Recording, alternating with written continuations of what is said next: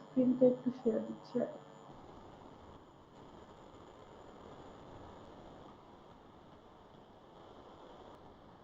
Final আমাদের syllabus হচ্ছে শুরু হলো পিএসপি পার্ট 1 থেকে। PSP part 1, part 2। পার্ট 1 এ যেগুলো ছিল ওখানে ছোট ছোট জিনিস ছিল, মানে আমরা ভ্যারিয়েবল কিভাবে ডিক্লেয়ার করব, একটা ক্লাস কিভাবে ডিক্লেয়ার করব, তারপরে পিএসপি আসলে এটা কি কেস সেনসিটিভ বা কেস সেনসিটিভ না, এই জিনিসগুলা ছিল। ডেটা টাইপ সম্পর্কে আলোচনা করা হয়েছিল, মানে ছোট ছোট জিনিস ছিল আর কি। ভ্যারিয়েবল ডিক্লেয়ার করা, মেথড ডিক্লেয়ার করা, ক্লাস ডিক্লেয়ার করা, এই জিনিসগুলো ছিল। আর কিছু ছিল যে ভ্যারিয়েবলের যে লোকাল গ্লোবাল ভ্যারিয়েবল, এই জিনিসগুলো আমি ক্লাসে ব্রিফলি বলছিলাম। আই থিঙ্ক এটা সবারই একটু জানা আছে। সো এই জিনিসটা একটু ভালো করে দেখতে হবে যে লোকাল ভ্যারিয়েবল, গ্লোবাল ভ্যারিয়েবলের এই জিনিসটা। আর ইএসপি ডেটা টাইপ ছিল, এটা জাস্ট একটু দেখে যাবেন যে কত ধরনের ডেটা টাইপ থাকে আর কি।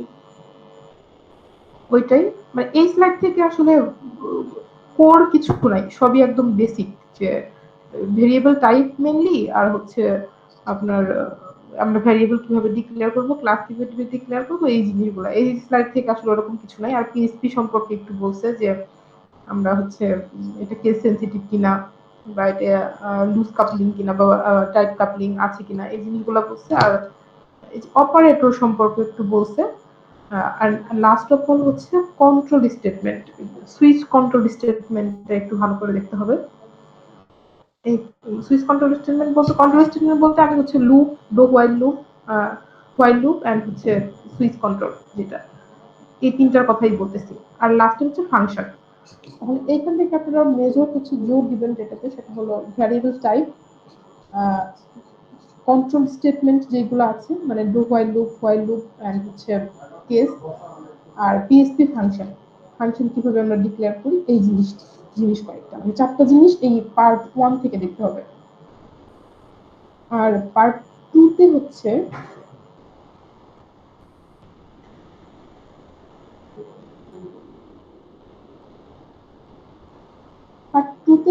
পোস্ট এন্ড গেট মেথড নিয়ে আমরা হচ্ছে ব্রিফলি আলোচনা করছিলাম ক্লাসে, কোন কেজে আমরা কোন মেথড গুলো ইউজ করব।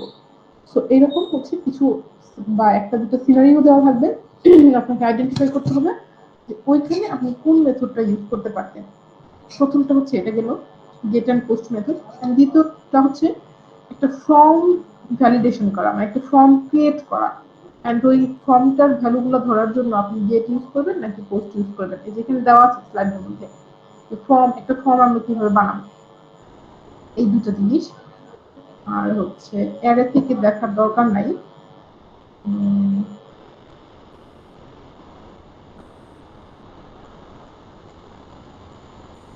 আর হচ্ছে এখান থেকে দেখতে হবে, এটা সামনের আরো স্লাইডে আছে, কুকিজ জিনিসটা কি। এটা জাস্ট একটু ব্রিফলি বুঝাইতে পারলেই হবে যে কুকিজ জিনিসটা কি, আমরা হচ্ছে পিএসপি তে কুকিজ কেন ইউজ করব। তাহলে এই স্লাইড থেকে হচ্ছে দুইটা জিনিস গেল, সেটা হচ্ছে form validation, post get method and হচ্ছে কুকিজ। কুকিজ জিনিসটা কি, এই জিনিসটা জানলেই হবে জাস্ট এখান থেকে। এইখান থেকে আর কিছু নাই, এইটুকুই। আর তাহলে পিএসপি পার্ট 1 এন্ড পার্ট 2 দুইটার কথা আমরা বলে ফেললাম। এখন আছে হচ্ছে আমাদের এইচটিটিপি কন্ট্রোল। এইচটিটিপি কন্ট্রোল প্রোটোকলের স্লাইডটা হচ্ছে আমরা মিডের আগেও ফাইনালের আগেও পড়ছিলাম, মিডের জন্য এখানেও পড়ছি। তো হচ্ছে এইটা একদম এ টু জেড টোটাল, একটা স্লাইডও বাদ দিবেন না, সবগুলা পড়বেন। মানে এই স্লাইডটা থেকে আসলে কিছু বাদ দেওয়ার মতো নাই, এটা আমরা আগেও পড়ছিলাম। আর এই স্লাইডের ভেতরে রিপিট আছে, ডুপ্লিকেট স্লাইড আছে, মানে একই স্লাইড বারবার আছে। এইচটিটিপি প্রোটোকলটাকে ওনারা অনেকবার বলছে, 3-4 বার করে বলছে। সো স্লাইড আসলে বড় দেখালেও এটা তো বড় না, হচ্ছে কিছুই বাদ দেওয়ার মতো নাই এই স্লাইডটা থেকে। এই স্লাইডের মধ্যে আবার কুকিজও আছে, যেটা আমি অলরেডি বলে ফেলছি আগে। সো এই স্লাইডটা থেকে আমি আর কোনো কিছু সলভ করলাম না, এটা পুরোটা এইচটিটিপি কন্ট্রোল। আর তারপরে ছিল এমডিসি। এমডিসিটাও একদমই ছোট, এটা থেকেও কিছু বাদ দেওয়ার নাই। আর এমডিসিটাও একদম সহজ।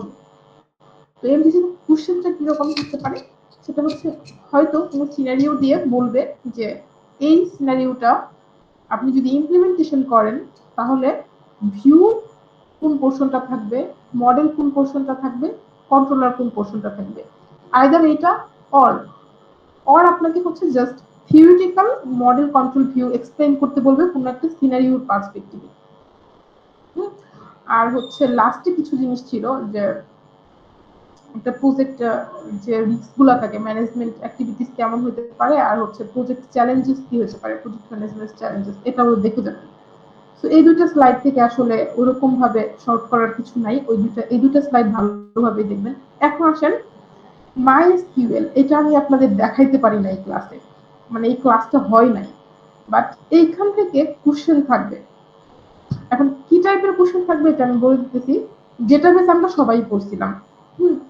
সো একটা টাইপ হচ্ছে আপনাকে ডেটা টাইপ ক্রিয়েট করতে হবে, ডেটা টেবিল যদি আমি আরেকটু যদি স্পেসিফিক ভাবে বলি তাহলে হয়তো কিছু টেবিল ক্রিয়েট করতে হবে। এখন ডেটা টেবিল আমরা কিভাবে ক্রিয়েট করি এই দুটো জিনিস আমি বলবো, ক্রিয়েট কিভাবে করি and CRUD operation, create, read, update, delete, এই তিনটা জিনিস কিভাবে হয়। ছোট ছোট এসকিউএল কোয়েরিজ আছে কয়টা, যেমন হচ্ছে যেখানে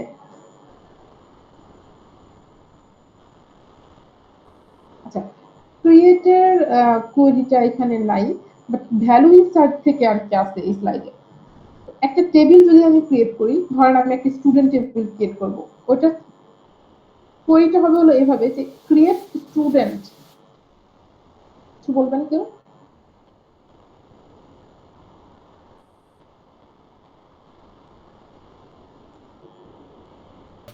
আচ্ছা,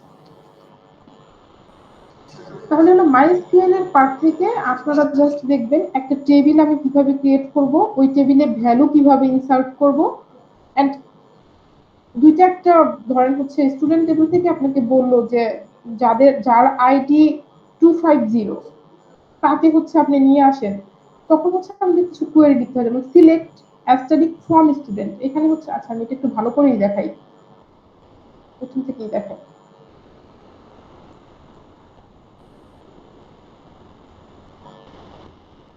আচ্ছা, আমরা এখান থেকে দেখবো হলো একটা টেবিল ক্রিয়েট করা এন্ড টেবিল থেকে ভ্যালু ফেচ করে আনা, এই দুটো জিনিস দেখবো।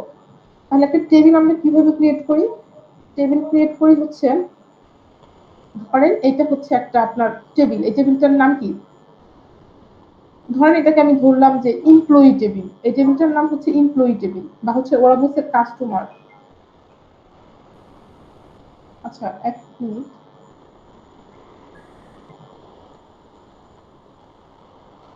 হ্যালো, হুম,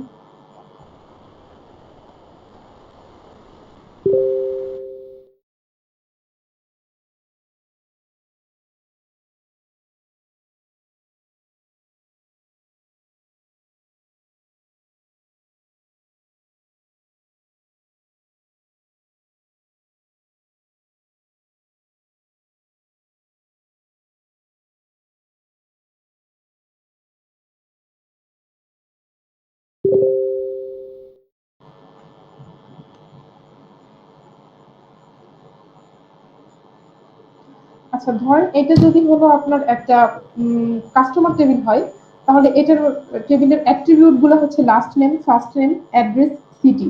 হুম, এখন এই টেবিলটা ক্রিয়েট করার জন্য আমাদের কোয়েরি লিখতে হবে, এরকমই আসবে পরীক্ষাতে।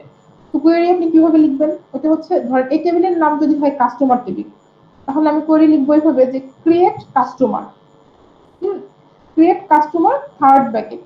সরি আমার কাছে আসলে ইয়ে নাই, অনলাইন ওই টুলসটা আমি হচ্ছে ইয়ে করা নাই, তাহলে আমি লিখে দেখাতে পারতাম। ক্রিয়েট কাস্টমার, কারণ আমি কাস্টমার টেবিলকে ক্রিয়েট করতেছি, তাহলে ক্রিয়েটটা হচ্ছে আমার কনস্ট্যান্ট কিওয়ার্ড, আমি যে কোনো টেবিল যদি ক্রিয়েট করতে যাই আমাকে হচ্ছে ক্রিয়েট কিওয়ার্ডটা মানে সিনট্যাক্সটা লিখতেই হবে, ক্রিয়েট কাস্টমার। তারপরে থাকবে হচ্ছে একটা থার্ড ব্র্যাকেট, থার্ড ব্র্যাকেটের ভেতরে থাকবে হচ্ছে লাস্ট নেম। এখানকার হচ্ছে আপনি দেখতে পাচ্ছেন যে অ্যাট্রিবিউট হলো last name, first name, address, city. তাহলে ওই থার্ড ব্র্যাকেটের ভেতরে থাকবে হচ্ছে লাস্ট নেম, দেন হচ্ছে ওইটার ভ্যারিয়েবল টাইপ আছে কিনা আমি একটু দেখি।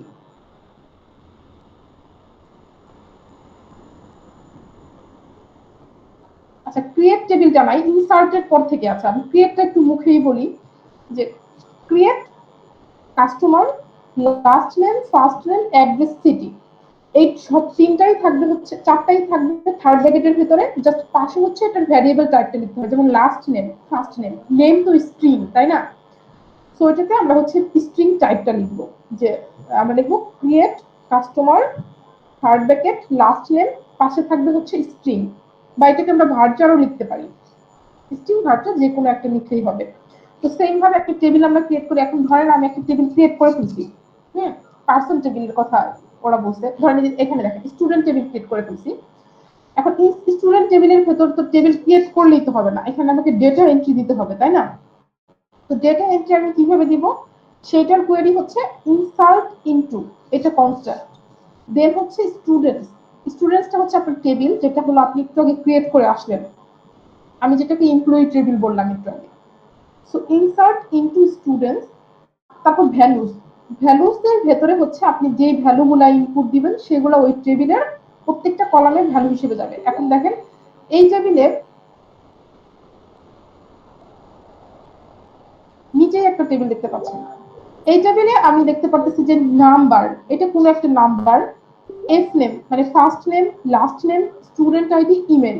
এই টেবিলটা আমাকে কিন্তু ফার্স্টে ক্রিয়েট করে আসতে হয়েছে, আমি যেভাবে বললাম এই টেবিলটা যদি আমি ক্রিয়েট করি তাহলে আমি কিভাবে ক্রিয়েট করব, ক্রিয়েট স্টুডেন্টস নাম, নাম থাকবে হচ্ছে এটার ভ্যারিয়েবল টাইপ কি ইন্টিজার, নাম ইন্টিজার, এফ নেম স্ট্রিং, এল name string, student ID integer, email string, string বা ভার্চার আপনি যেটাই বলেন। দেন ওই টেবিলের মধ্যে আমি ভ্যালু ইনসার্ট করবো কিভাবে, ইনসার্ট ইনটু স্টুডেন্টস ভ্যালুজ, ভ্যালুজের ভেতরে থাকবে হচ্ছে ভ্যালুগুলা। এখন ভ্যালুগুলা আপনাকে অবশ্যই এই টেবিলের সিকোয়েন্স অনুযায়ী দিতে হবে, যে সিকোয়েন্সে আপনি হচ্ছে টেবিলটা ক্রিয়েট করে আসছেন। মানে হচ্ছে আমার নাম্বারটা আগে, এফ নেম আগে, এল নেম আগে, সো আমার ভ্যালুজের ভেতরে এইভাবেই থাকবে। যেমন নাল, আমি হচ্ছে নাম্বারটা নাল রাখতে চাচ্ছি, first name James, second name মানে এল নেম যেটা সেটা হচ্ছে বন্ড। সো এই সিকোয়েন্স মেনটেন না হলে ইনসার্ট হবে না। তো হচ্ছে আমরা এখান থেকে তাহলে দেখতে পারলাম যে একটা টেবিল ক্রিয়েট করা আর টেবিলে ভ্যালু ইনসার্ট করা, এই দুটো জিনিস ভালোভাবে দেখে নেবেন। তারপরে হচ্ছে একটা কন্ডিশনই দেখাবো, বেশি কন্ডিশন দেখাবো না। ধরেন হলো আপনাকে বললো যে একটা টেবিলে একটা এমপ্লয়ি টেবিল আছে, যাদের স্যালারি হচ্ছে 40,000-এর উপরে, তাদের ডেটাগুলো আমার লাগবে, এই কোয়েরিটা আপনি কিভাবে ক্রিয়েট করবেন, এটা হচ্ছে আমার কোশ্চেন। বাট এইখানে আপনার স্লাইড যেটা দেওয়া আছে ওরা করছে কি, select asterisk from students where l name equal to bond। তাহলে ওরা কি করছে, সিলেক্ট করছে, সিলেক্ট মানে ডেটা ফেচ করছে, অ্যাস্টারিক যদি আপনি দেন দ্যাট মিনস ওই টেবিলের সব ডেটা ফেচ হবে। ধরেন ওই টেবিলে স্টুডেন্ট টেবিলে ছিল এফ নেম, এল নেম, রুল, তারপরে হচ্ছে জিমেইল, সবই ফেচ হবে। বাট এখানে অ্যাস্টারিক না দিয়ে আপনি হচ্ছে যদি শুধু এল নেম দিতেন তাহলে শুধু এল নেমটাই দেখাতো, অ্যাস্টারিক দেওয়া মানে ওই টেবিলের পুরো টেবিলটাই আসবে জাস্ট কন্ডিশনের উপর ভিত্তি করে। তাহলে সিলেক্ট অ্যাস্টারিস্ক ফ্রম স্টুডেন্ট, আমি স্টুডেন্ট টেবিল থেকে সমস্ত ডেটা ফেচ করব, মানে নিয়ে আসবো তুলে, হোয়ার যেখানে এল নেম ইকুয়াল টু বন্ড, যেখানে হচ্ছে যাদের লাস্ট নেম বন্ড ছিল তাদের ডেটাগুলো নিয়ে আসবো। তাহলে দেখেন এই যে ফেচ হয়েছে, একটা টেবিলের নাম্বারও আসছে, এফ নেমও আসছে, এল নেমও আসছে, স্টুডেন্ট আইডিও আসছে, জিমেইলও আসছে, পুরোটাই আসছে বিকজ অফ আমি এখানে অ্যাস্টারিক দিছি, দ্যাটস ওয়াই। তো সিলেক্ট অ্যাস্টারিস্ক ফ্রম স্টুডেন্ট, আমি সিলেক্ট করে নিয়ে আসলাম where L name equal to Bond. এখন দেখেন এল নেম বন্ড ছাড়া কেউ কি আছে এখানে, একজনই আছে, সেটার এল নেম বন্ড। তার মানে এখানে কন্ডিশন কাজ করতেছে হচ্ছে আমার এল নেম বন্ড যারা থাকবে তারাই শুধু আসবে। এখন এখানে কন্ডিশন এমন হতে পারতো স্টুডেন্ট আইডি ইকুয়াল টু 9, তাহলে কিন্তু এইটা আর আসতো না, এই জেমস আর আসতো না, তখন যার স্টুডেন্ট আইডিটা 9 সে আসতো। এগুলো আপনার ডেটা বেজে দেখছেন, বাট আমি একটু জাস্ট মনে করায় দিলাম যে একটা টেবিল আমরা কিভাবে ক্রিয়েট করবো, ভ্যালুগুলো কিভাবে ইনসার্ট করবো, এন্ড হচ্ছে ভ্যালুগুলো পেজ কিভাবে করে নিয়ে আসবো। তো সেম ভাবেই জাস্ট কিওয়ার্ড চেঞ্জ হবে, মানে সেম প্যাটার্নেই আমরা আপডেটও করতে পারি, ডিলিটও করতে পারি। এই যে দেখেন আপডেট স্টুডেন্ট, সেট ডেট, একটা ডেট সেট করলাম যেখানে হোয়ার নেম নাম্বার ইকুয়াল টু 1, যেখানে নাম্বার 1 ছিল সেখানে হচ্ছে আমরা ডেটটাকে আপডেট করব। জাস্ট কিওয়ার্ডটা আপনাদের দেখতে হবে, আপডেট স্টুডেন্ট সেট, মানে আমরা যদি স্টুডেন্ট টেবিলে ডেটটাকে লিখবো হচ্ছে যেখানে নাম্বার 1, নাম 1 ছিল যেখানে, মানে হচ্ছে এখানে কি নাম্বার 1 কার, নাম্বার 1 হচ্ছে এই ফার্স্ট কলামটা, তো ফার্স্ট কলামে কি হবে, ডেটটা আপডেট হবে হচ্ছে এই 2007 11 15 দিয়ে, 2007 11 15 দিয়ে আপডেট হয়েছে। তো এইটাও একটু দেখতে হবে যে আপডেট কিভাবে আমরা করি। স্টুডেন্ট টেবিলের একটা ডেটকে আমরা আপডেট করতেছি যেখানে হলো নাম্বার ইকুয়াল টু 1। আবার ডিলিটও same, delete from student, student table থেকে আমি ডিলিট করতেছি, এখানে একটা কন্ডিশন থাকবে। জাস্ট কিওয়ার্ড গুলো আপনাদের মনে রাখতে হবে।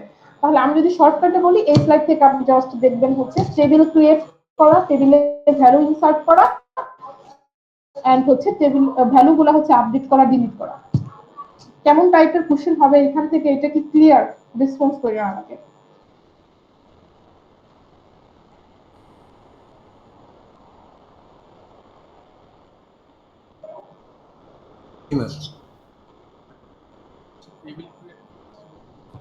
টেবিল ক্রিয়েট করা, আমরা টেবিলে ভ্যালু ইনসার্ট করব, আর হচ্ছে টেবিলের ভ্যালুগুলো আপডেট করব, ডিলিট করব।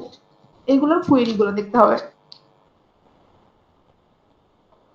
এই স্লাইড থেকে, কারণ এই স্লাইডটা আমি ক্লাসে আপনাদের দেখানোর সময় পাই নাই, বাট এখান থেকে আসলে কোশ্চেন হবে। সো আমি হচ্ছে একটুখানি আর কি বলে দিলাম, এইটুকুন থেকে এই কোশ্চেন হবে।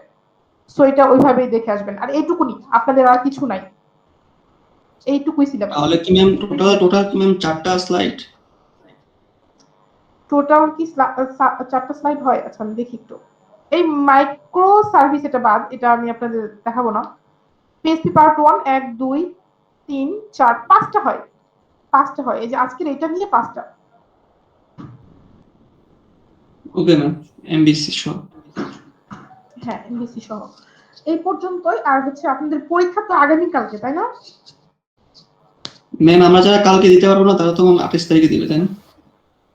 এখন আপনারা যারা কালকে দিবেন না তারা অ্যাপ্লিকেশন জমা দিবেন তো? অ্যাপ্লিকেশন ছাড়া কিন্তু আমি কারোর পরীক্ষা নিব না। জি ম্যাম, অ্যাপ্লিকেশন জমা দিয়ে আসছি ম্যাম, তাহের ইয়ে আছে। আচ্ছা ঠিক আছে, অ্যাপ্লিকেশন জমা দিলে আমি যারা দিবে তাদেরটাই নিব, আদারওয়াইজ ম্যাম আমি অ্যাপ্লিকেশন জমা দিইনি, আজকে অ্যাপ্লিকেশন জমা দিব। হ্যাঁ, আজকের মধ্যে দিয়ে ফেলবেন, কারণ কালকে পরীক্ষা। ম্যাম এমবিসি থেকে কোশ্চেনটা কিভাবে আসবে এটা একটু দেখাই দিলে ভালোই তো। এমপিসি যেভাবে আমি দেখাইছি ক্লাসে ওইভাবেই পড়বেন, কোশ্চেন সিনারিও বেস হবে। যদি আরেকবার একটু বলে দিতেন, আমি তো আসলে ক্লাসটা করি নাই, আমি বুঝতেছি না। সিনারিও দেওয়া থাকবে, দেন ওই সিনারিওর পার্সপেক্টিভে আপনাকে ডিসক্রাইব করতে হবে কোন পোরশনটা আপনার মডেলের আন্ডারে পড়বে, কোন পোরশনটা ভিউর আন্ডারে পড়বে, কোন পোরশনটা কন্ট্রোলারের আন্ডারে পড়বে, এমন কিছু। Okay ma'am. আর কারো কোনো কোশ্চেন? No ma'am. এটা বলা যাবে না, এটা বলা যাচ্ছে না এখনো, এটা এখনো বলা যাচ্ছে না। লেকচার 7 থেকে কোশ্চেনটা কিভাবে আসতে পারে? লেকচার 7 কোনটা? ম্যাম ওই যে এইচটিটিপি প্রোটোকলের হচ্ছে গিয়ে রিসিভার সেন্ডার এগুলো। আপনি, আমার কাছে মনে হয় আপনি যদি স্লাইডটা একটু ফাস্ট থেকে পড়েন তাহলে আপনি নিজেই বুঝতে পারবেন আসলে কেমন টাইপ হতে পারে কোশ্চেনটা। মানে এখান থেকে আসলে পেঁচানোর কিছু নাই, এইচটিটিপি প্রোটোকল থেকে পেঁচানোর কিছু নাই। এখানে কিছু কনস্ট্যান্ট জিনিস, URL, control protocol, transmission protocol, internet protocol and server client কিভাবে কাজ করে, এই জিনিসগুলা। সো এখান থেকে আসলে কনস্ট্যান্ট জিনিসগুলা, এর বাইরে আর কিছু নাই।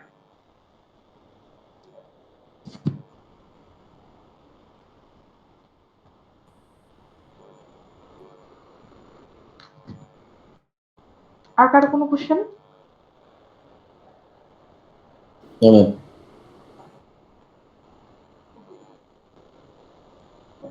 স্যার আপনি একটা কোশ্চেন করেন, জালালউদ্দিন আহমেদ।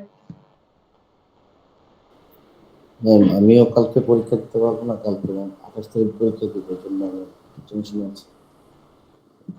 আপনি পরীক্ষা দিতে পারবেন না কালকে? কেন দিতে পারবেন না? আমার ম্যাম ওভারল্যাপ করছে একটা। আচ্ছা, অ্যাপ্লিকেশন দিয়েছেন? ম্যাম আজকে দেব। আচ্ছা ঠিক আছে, আর কারো কোনো কোশ্চেন আছে? ম্যাম ওই আপনার গ্রুপের এই অ্যাপ্লিকেশনের জিনিসটা আমি বুঝলাম না। যারা দিছে তাদের সাথে একটু কন্ট্যাক্ট করেন। মানে অ্যাপ্লিকেশনটা হচ্ছে আপনি যে অন্য কোর্স টিচারের পরীক্ষাটা দিচ্ছেন জাস্ট এইটার হলো একটা ভ্যালিডেশন ফর্ম, অন্য কোর্স টিচারের কাছ থেকে আপনি সিগনেচার নিয়ে আসবেন, মানে একটা সে আপনাকে অ্যালাউ করছে যে হ্যাঁ আপনি হচ্ছে অন্য ওই কোর্স টিচারের পরীক্ষাটা দিচ্ছেন ওই টাইমে। আচ্ছা ম্যাম, ওই যে আপনার ওই দিন আমার হচ্ছে আপনার দুইটা ল্যাব ফাইনাল আছে, ল্যাব ফাইনালের জন্য ইয়া করা যাবে না? নো, দুটো ল্যাব ফাইনাল। একমাত্র ওই সেম স্লটে যদি কোনো ফাইনাল পরীক্ষা থাকে দ্যাটস ওয়াই হচ্ছে এটা কনসিডারেবল, আদারওয়াইজ না। ল্যাব ফাইনাল পরীক্ষার মধ্যে কেন, পরীক্ষার মধ্যে কখনো ল্যাব ফাইনাল হয়? হ্যাঁ ম্যাম, 21 তারিখে দুইটা সাবজেক্টের ল্যাব ফাইনাল। আপনাকে আমি ইয়া করবো। আপনারা যে ডেট পিছান এই কারণে স্যাররা এখন কি করবে, তাদের না তো না final ম্যাম, আমরা ডেট পিছে না, ল্যাব গুলা ম্যাম সবই মানে লাস্টের দিকে দিছে, শুধু আপনার ওই আপনারটা পিছনে হয়েছে, ল্যাব কিন্তু বাকি ফাইনালের জন্য দুইটাই। কোনো এক্সাম রিশিডিউল করা হবে না। আপনারা যদি সেম স্লটে কোনো পরীক্ষা হয় তারপরেও ওইটা ওই কোর্স টিচারের কনসার্ন না থাকলে হবে না। ম্যাম আমি ইয়া অ্যাপ্লিকেশনে ইয়া করে নিয়ে আসবো, দুইটা কোর্সের সিগনেচার নিয়ে আসবো, যে দুইটা টিচারের ল্যাব ফাইনাল। ল্যাব ফাইনালের সিগনেচার আইনে তো লাভ নাই, ওইটা তো হবে না। ল্যাব ফাইনালের জন্য তো আপনার ওইটা পরীক্ষা তো প্রিপারেশন, ওইটা তো প্রিপারেশনের ব্যাপার আছে, ওইটা আমি কিভাবে কি করবো? প্রিপারেশনের ব্যাপার। আপনার ল্যাব ফাইনাল ফাইনাল পরীক্ষা চলাকালীন কখনো ল্যাব ফাইনাল হতে পারে? এটা কাউকে বললেন না। ম্যাম রিটেক ব্যাচের হিসাব তো আলাদা ম্যাম। রিটেক ব্যাচের হিসাব আলাদা, বাট হচ্ছে আপনার রেগুলার শিডিউল আপনি ফাইনালের পরীক্ষাতে ফেলে দিছেন আবার ওটার আমি জন্য তো আপনি ফাইনাল পরীক্ষার রিশিডিউল করতে বলতেছেন। ম্যাম আমি তো দেই নাই, দিছে তো স্যাররাই দিছে, 21 তারিখে অনেক আগে থেকে আমাকে বলতেছে। আপনি এটা বলছেন এই অ্যাপ্লিকেশন নিয়ে আপনি ডিপার্টমেন্টে যায়নও না আর অন্য কোনো কোর্স টিচারকে এটা বললেনও না, নিজেই প্রবলেমে পড়বেন, বুঝছেন? কিন্তু 28 তারিখে তো আরেকটা স্লট আছে, ওই স্লটে তো অনেকে দিচ্ছে, ওই স্লটে দেয়। আমার কথা কি আপনি বুঝতে পারছেন? আমি ক্লিয়ার একটা কথা বলছি, যদি ওই স্লটে কারো ফাইনাল পরীক্ষা থাকে দ্যাটস ওয়াই শুধু হচ্ছে রিশিডিউল হবে, আর কোনো কিছু রিশিডিউল হবে না। তাও রিশিডিউল হবে আমার কাছে ভ্যালিডেট একটা অ্যাপ্লিকেশন থাকতে হবে। আমি তো আপনাদের একটা সেকশনের পরীক্ষা 6-7 দিন ধরে নিব না, তাই না?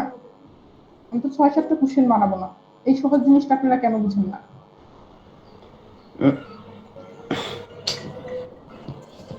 ম্যাম এর আগে হয়েছিল কি যে মনে করেন যার সমস্যা, মানে এর আগে যে দুইটা স্লট দিছিল স্যারেরা, যে কোনো স্লটে যে কেউ দিতে পারতো, এর আগে সেমিস্টারে এভাবে করছিলাম এই। বাবা আমার তো মানে আমি বুঝতে পারতেছি আপনি যেটা বলতে পারতেছেন বুঝাইতেছেন সেটা আমি বুঝতে পারতেছি, বাট ফাইনাল পরীক্ষা চলাকালীন তো আমার ইনভিজিলেশন থাকবে প্রত্যেকটা স্লটে, তাই না? তো আমি নিজে আপনাকে পরীক্ষা ডিউটি দিব কিভাবে? আপনার পরীক্ষা যে আমি অন্য স্লটে নিব, আমি পরীক্ষা ডিউটি দিব কিভাবে? আপনাকে আমি একা একা পরীক্ষা দিতে দিব? একা না ম্যাম, 28 তারিখে যাদের নিবেন মানে 5-7 জন যারা আছে ওদের সাথে আমিও দিব, সেম আমি কোশ্চেন। হচ্ছে ক্লিয়ারলি আপনাকে বলতেছি, আপনার যদি কোনো কোর্স ফাইনাল পরীক্ষার সাথে ওভারল্যাপ হয় তাহলেই আপনি হচ্ছে 28 তারিখ পরীক্ষা দিতে পারবেন। আদারওয়াইজ হচ্ছে আপনি পরীক্ষা দিতে পারবেন না। এখন জি ম্যাম আপনাকে বুঝছি। অবশ্যই অ্যাপ্লিকেশন থাকতে হবে, অ্যাপ্লিকেশন ছাড়াও আমি কাউকে অ্যাপ্রুভ করবো না। জি আমি ম্যাম আপনাদের বুঝছি, আর যদি 10-12 দিন হ্যাঁ ম্যাম নিব না। এখন বুঝছি ম্যাম। আপনাদের বলেন কোর্স আপনাদের পরীক্ষার কোশ্চেন বিষয়ে যদি কারো কোনো কোশ্চেন থাকে, এই বিষয়ে আমি অনেক কথা বলছি গ্রুপে, আমি আর কোনো কথা বলতে চাই না। কোশ্চেন বিষয়ে আচ্ছা কোনো কোশ্চেন যদি থাকে সেটা করেন। ম্যাম কোশ্চেনের মার্ক ডিস্ট্রিবিউশনটা একটু বলে দিতেন। মার্ক ডিস্ট্রিবিউশন সেম, প্রত্যেকটা স্লাইড থেকে সেম, বাট কত করে এটা আমি বলতে পারতেছি না। ম্যাম কোশ্চেনে যে কোডটা আসবে ওই বিষয়ে যদি একটু ক্লিয়ার করে দিতেন। কোন একটা ফর্ম ভ্যালিডেশন করতে বলবে। এখন তো একটা ফর্মের অ্যাট্রিবিউট কি কি থাকতে পারে? ফর্মের অ্যাট্রিবিউট নেম থাকে, এজ থাকে, জিমেল থাকে, না কোনো নাম্বার আর কি, এরকম একটু দেখে আসবেন কয়েকটা তাহলেই হবে। আচ্ছা পাঁচ ছয়টা ম্যাম, পাঁচ ছয়টা কত মার্কসের থাকতে পারে কোডটা? এটা এখনো বলা যাচ্ছে না, বাট হচ্ছে প্রত্যেকটা পোর্শন থেকে ইকুয়াল ডিস্ট্রিবিউশনই হবে, মানে কোনোটাই কম ইম্পর্টেন্ট না, কোনোটাই অনেক বেশি ইম্পর্টেন্ট না। তো ওইভাবেই আপনারা শেষ করবেন। জি ম্যাম। আর কারো কোনো কোশ্চেন? ম্যাম ফর্ম ভ্যালিডেশন তারপরে ডাটাবেসের যে কোয়েরি গুলো আছে এগুলো কি পিএইচপি কোডের মধ্যে লিখতে হবে ডিরেক্ট? না, ডেটাবেস থেকে হচ্ছে আপনার যে কোশ্চেনটা হবে ওটা পিএসপি কোড থেকে আমি দিব না, ওটা হচ্ছে ওইরকম হবে না, ওটা জাস্ট হলো আপনার সিম্পলি বলবে যে কোয়েরি লিখতে বলবে। আচ্ছা, আমি ফর্ম ভ্যালিডেশনটা কি পিএইচপি এর মধ্যে? হ্যাঁ, ফর্ম ভ্যালিডেশনটা হচ্ছে আপনার পিএসপির মধ্যে বলবে, পিএসপি পার্ট খুলতে বলবে। আর ম্যাম ওই ডাটাবেজের ওইটা কি জাস্ট টেবিল থাকবে, আর টেবিল থেকে ম্যাম ওই হ্যাঁ, টেবিলটাকে আমাকে করতে হবে এরকম কিছু? এক্স্যাক্টলি এটাই। হ্যাঁ, ওকে। আর কারো কোনো কোশ্চেন? আচ্ছা, আর কারো কোনো কোশ্চেন নাই মনে হয়। তাহলে হচ্ছে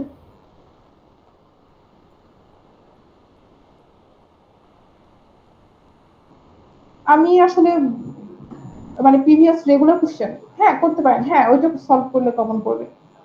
বাট আপনাদের তো আপনাদের হিসাবটা একটু আলাদা। সো হচ্ছে আমার কাছে মনে হয় আমি যেভাবে বললাম এইভাবে করলে আপনার জন্য বেশি ভালো হবে।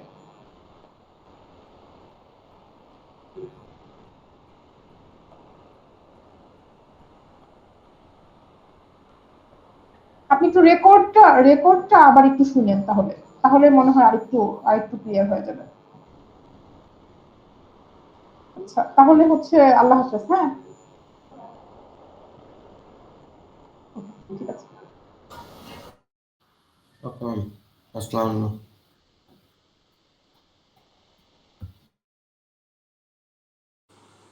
কিরে বেটা কি